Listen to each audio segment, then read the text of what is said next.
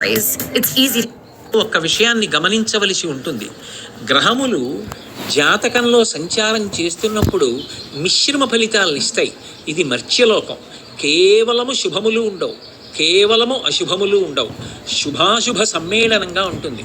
కానీ మనిషి తెలుసుకోవలసినది మాత్రం ఒక్క విషయాన్ని బాగా గమనించాలి. శ్రీకాళహస్తీశ్వర శతకం చేస్తూ దుర్జటి మహాకవి ప్రతిపాదన చేస్తాడు.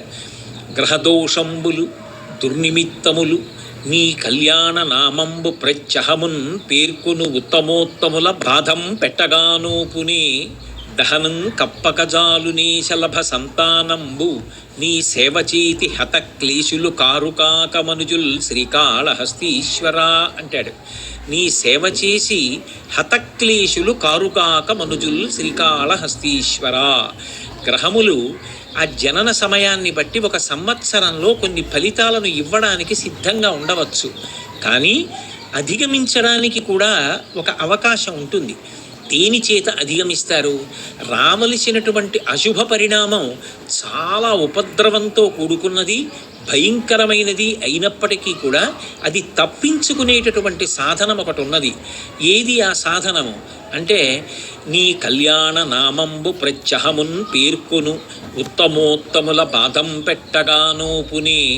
భగవంతుని యొక్క నామ సంకీర్తనం ప్రతిరోజు చెయ్యడానికి అలవాటు పడినటువంటి వాడెవరుంటాడో అటువంటి వాణ్ణి గ్రహములు కూడా బాధించవు. ప్రతిరోజు భగవన్నామం తెలిసి కానీ తెలియక కానీ చెప్పగలగడం ఒక అదృష్టం. అయితే కేవలం నామం చెప్పడం వల్ల ప్రయోజనం కలుగుతుంది అన్న మాటకి ఎంత సారమున్నదో దాని యొక్క కొనసాగింపు కూడా అంత సారవంతము. ఎందుకంటే భగవంతుని యొక్క నామములు గౌణములు. అవి కేవలం ఏదో భగవంతుడికి బాలసారి చేసి పెట్టిన పేర్ల వంటివి కావు. ఒక్కొక్క నామం చెప్పగా చెప్పగా చెప్పగా ఆ నామము యొక్క అర్థమేమి అని తెలుసుకునే ప్రయత్నం చేశారనుకోండి, దాని వలన భగవంతుడు ఒక్కొక్క గుణాన్ని ఆవిష్కరించినప్పుడు, లోకాన్ని సంరక్షణ చేయడానికి ఆయన ఒక్కొక్క లీలని ప్రదర్శించినప్పుడు, ఆయా సమయాలలో ఆయన చూపించినటువంటి దయ, ఆయన యొక్క కారుణ్యం జ్ఞాపకానికి వచ్చినప్పుడు, లోకం ఆయనని కీర్తించినప్పుడు వచ్చినటువంటి పేర్లు ఆ పేర్లు. అప్పుడు భగవంతుడితోటి మనకి ఒక అనుబంధం కలుగుతుంది. భగవంతుడితో అనుబంధం కలిగితే ఆయన ఎలా చెప్పాడో అలా బ్రతకడం గొప్ప అని అలవాటవుతుంది. ఆయన ఎలా చెప్పాడో అలా బ్రతికితే ధర్మాన్ని పాటించినట్టు అవుతుంది. ధర్మాన్ని పాటిస్తే మనము ప్రశాంతంగా ఉంటాం, లోకము ప్రశాంతంగా ఉంటుంది.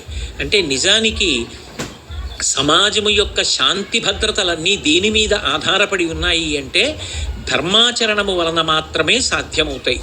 అటువంటి ధర్మాచరణము చెయ్యడానికి మొట్టమొదట అసలు సమన్వయం ఎక్కడ కలుగుతుంది అంటే భగవన్నామాన్ని పలకడంలో ఉంటుంది.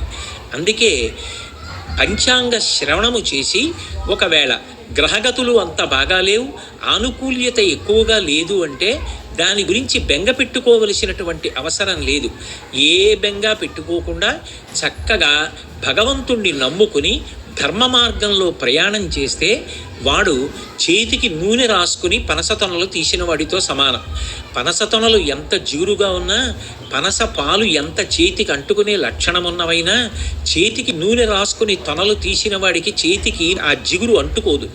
అంటుకోకుండా నూనె కాపాడుకుంటుంటుంది. అలాగే ధర్మ మార్గంలో ప్రవర్తించిన వాడికి భగవంతుని యొక్క అనుగ్రహం ఉంటుంది. భగవద్ అనుగ్రహం ఎవరికి ఉంటుందో అటువంటి వాణ్ణి గ్రహములు కూడా చెనకి విశేషంగా బాధ పెట్టవు.